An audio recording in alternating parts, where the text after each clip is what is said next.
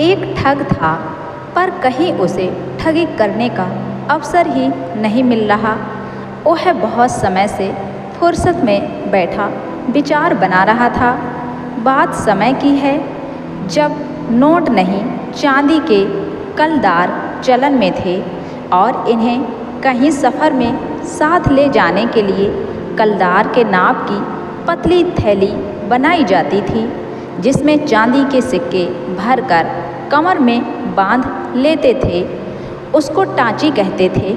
तो ठग ने मिट्टी के खपरे तोड़कर रुपया यानी कलदार के आकार में घिसकर टाँची में भर लिए थे और दोनों ओर किनारों पर 2-4 चांदी के सिक्के लगा लिए। खाना पीना खाकर वह राहगीरों को ठगने के लिए निकल पड़ा।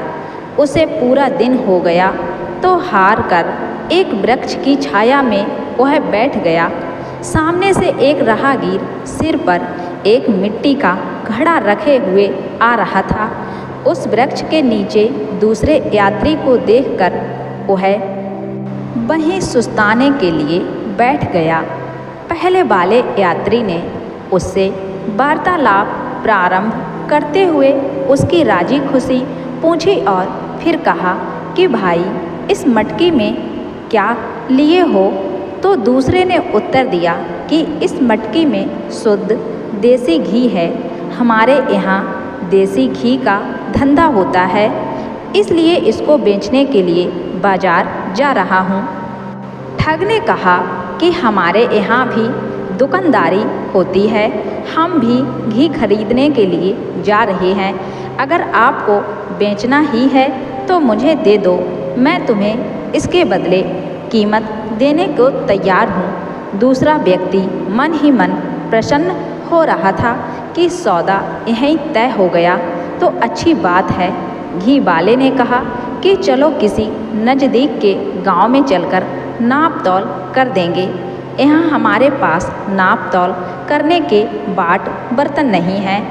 तब ठग व्यक्ति ने कहा कि देखो भाई, सफ़र में चलते चलते काफ़ी थक गए और घर भी वापस लौटना है।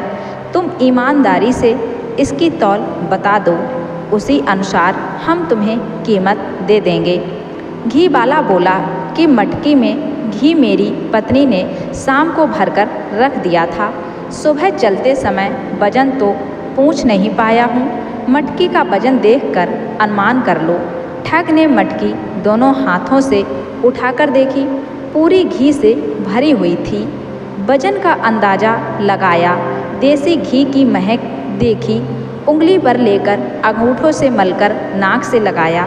देसी घी की खुशबू, वह मन ही मन प्रसन्न हो रहा था। ठग ने कहा कि सौदा पक्का है, अब अपने रुपए गिन लो। और कमर से उसने टाँची खोली। फिर इधर उधर जंगल झाड़ियों की ओर झांक कर बोला, ले भाई, शीघ्रता से रुपया सावधानी से गिन ले, कहीं चोर डाकू आ गए तो सब लूट ले जाएंगे।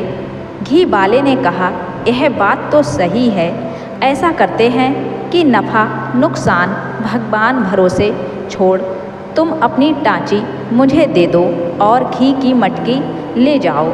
दोनों के मन में प्रसन्नता थी। अब सूर्यास्त भी होने जा रहा था तो ठग ने टाँची उसे दे दी। घी वाले ने टाँची का मुंह खोला, दोनों ओर से देखा, चांदी के सिक्के थे। वह आश्वस्त हो गया और टाँची अपनी कमर में बांध ली। दोनों ने राम राम दुआ सलाम किया और शीघ्रता से अपने घरों की ओर चल दिए। दोनों लोग अपने सौदे से अति प्रसन्न थे। घर पहुंचकर उसने मटकी रख दी और दूसरे ने टाँची खोलकर रख दी।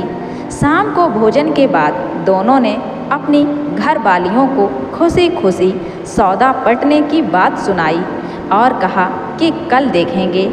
सुबह पति पत्नी अपनी सफलता पर प्रसन्न थे। उन्होंने रकम गिनने के लिए टाँची खोली तो मात्र 2-4 चांदी के सिक्के थे।